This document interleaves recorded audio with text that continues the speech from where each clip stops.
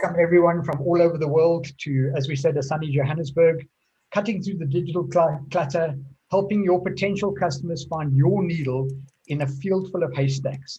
Now, we used to talk about needle in a haystack. It's now needle in a haystack full of haystacks, and it's just getting completely insane. Who am I? Well, it doesn't really matter. Only thing that matters right now is whether I can deliver something to you on this particular day. And I'll talk a bit about that a bit later on, how important it is what you do for your customer and is more important than what you do actually. There are 5 objectives to this presentation. First of all, I just simply want to introduce you. I want to introduce you to a concept that I call the brand positioning statement. Some people might call it an elevator pitch, however you want to work it. After that, I just want to calm you and explain to you that it's much easier than you think. If you work through a principle, you can do this.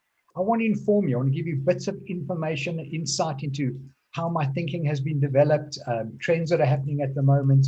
And then I really want to inspire you. I'd like to inspire you to do one single thing when you leave this presentation, whether it's register your own domain or do this exercise or come up with your own brand positioning statement or rethink something. If I can just inspire you to do one thing, I'll consider that more than enough. And most importantly, I really do want to test you. I want to put you to the test, as you will be every single day in business, and see how you come up with it.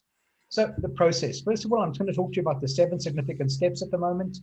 Then I'm going to tell you why I think you should stand out at all, how to start this whole thing, how to do your brand positioning statement. I'll give you a case study, and then it's over to you.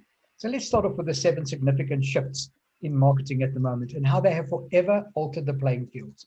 They've been coming about kind of slowly. Some of them, other than have hit us like in a splash, but here they are, the 7 steps. The first one is that there's a real shift to honesty and transparency. And the best example of that is if you were to go to visit your doctor today. In the past, if your doctor, you would have questioned God before you questioned your doctor. Now, even before you arrive at the doctor, you've Googled your symptoms. You think you already know what's wrong with you. After you've spoken to the doctor, you're double checking him on md.com, then he offers you some medication and you're already checking for, are there generics? Is there something else? What are the side effects? So there's a real swing, and the internet has ensured that we can no longer lie the way we did before. So that's the first one. The second one is a shift from perception versus reality, and understanding that the perception of who you are, particularly as a small business, has actually become more important than the reality of it and how you present yourself.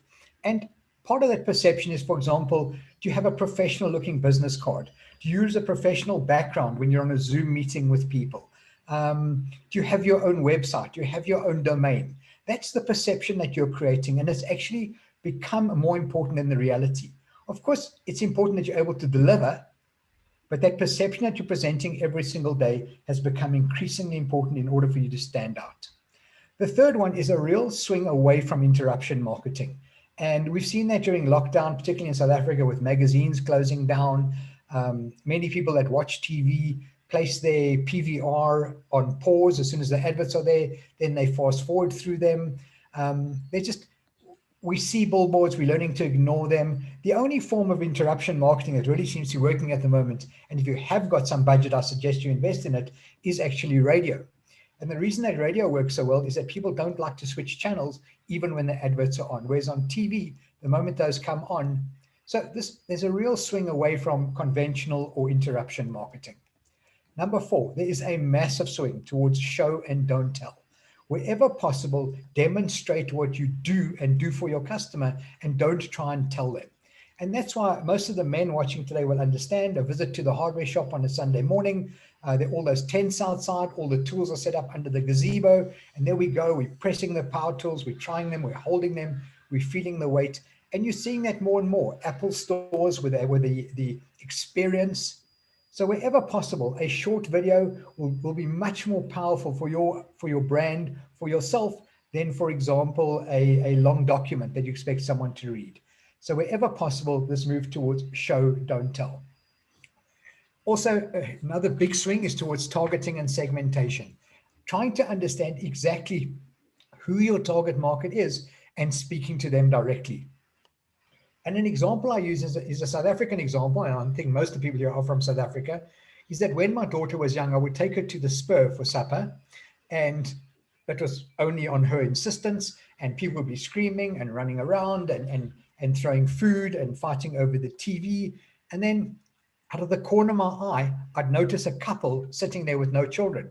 And I literally want to go up to them and say to them, what are you doing here? Go to a real restaurant. But I'm not mocking Spur at all. Spur understand exactly who their target market is. Their target market is 2 adults, 2 children, and 1 set of grandparents.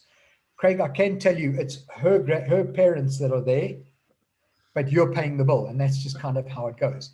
But this real understanding, and if most small business owners could understand exactly who their target market was, who they were trying to speak to, they would become wealthy almost overnight. It's the single biggest challenge I see within small business owners, and that's this inability to identify a clear target market, and then even within their target markets to segment it.